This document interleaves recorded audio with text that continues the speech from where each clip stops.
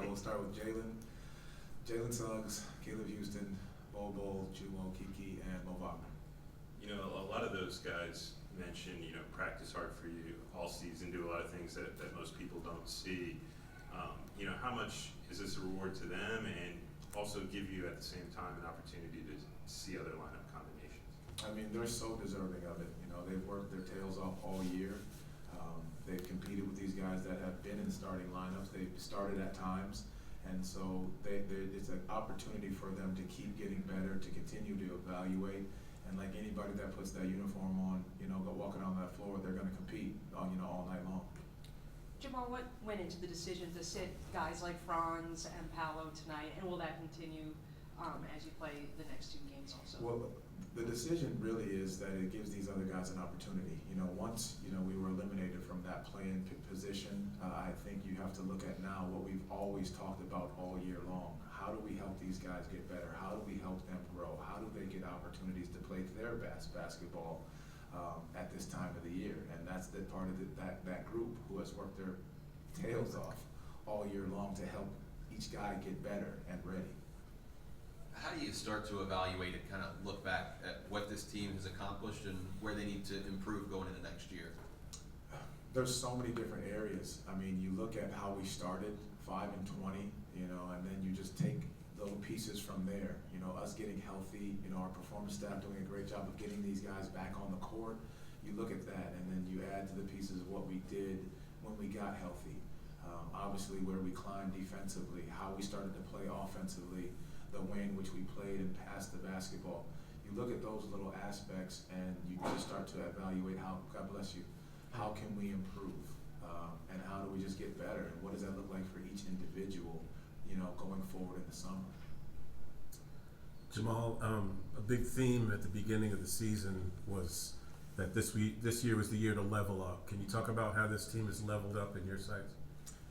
In so many ways, and you guys have, constantly talked to us about, the details of things. And I think with this group, you've seen it, and there was a stretch of games where we were close game situations and we didn't come out on the winning end of it, but we learned. And I think that's a big key with this group, that now on the backstretch, I think we won 6 out of 7 of the games, and a lot of them were close games. So for them to realize game time situations, different scenarios, they've done that, and that's part of that growth and maturity, which we're going to continue to build upon. This being the last home game of the season, you guys have had a lot of success at home this year. You've also had a lot of attendance records throughout this year. What can you kind of say about the correlation between these two and seeing the response of the Orlando community to the team this year?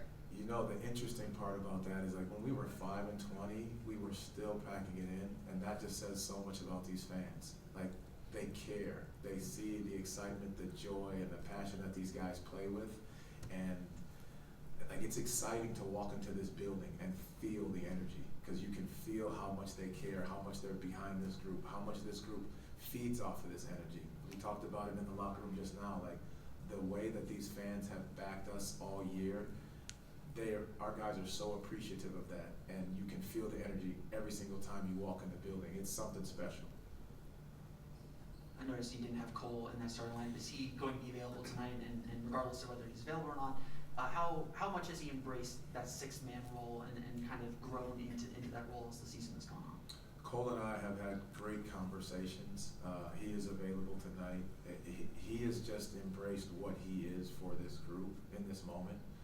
His ability to come off the bench and decide what's needed, whether that's being aggressive, making a play, his energy, his excitement. He plays with a certain amount of grit and fire about him that brings something to this group. And so he's done a great job of embracing what it is we need him to do on a nightly basis. Jamal, you've talked so much throughout the year of, no matter the result, getting ready for the next one, gearing up. When you have something like the other night where there is so much dejection afterwards, how would you describe then the last 48 hours for this group with the realization of a postseason spot is no longer on the table? And I said it before, after the last game, it hurt. And I think it hurt obviously because we understood what was at stake, but it also, the way these guys competed the past games and all year, they laid everything everything on the line, night in and night out. And so that's why it's supposed to hurt, and that's the feeling that you do want to get, you know, after losses, because you know you've given everything that you've had. And the past 48, these guys have watched film. How do you get better? What do they do? What do they run? You go back to game plan. And now you put these guys that are playing tonight in position to be successful and learn the things that we made mistakes on before that we can improve on tonight. Anything else? All right, thank you, everyone. Thank you guys. Thanks, Appreciate it. Paul.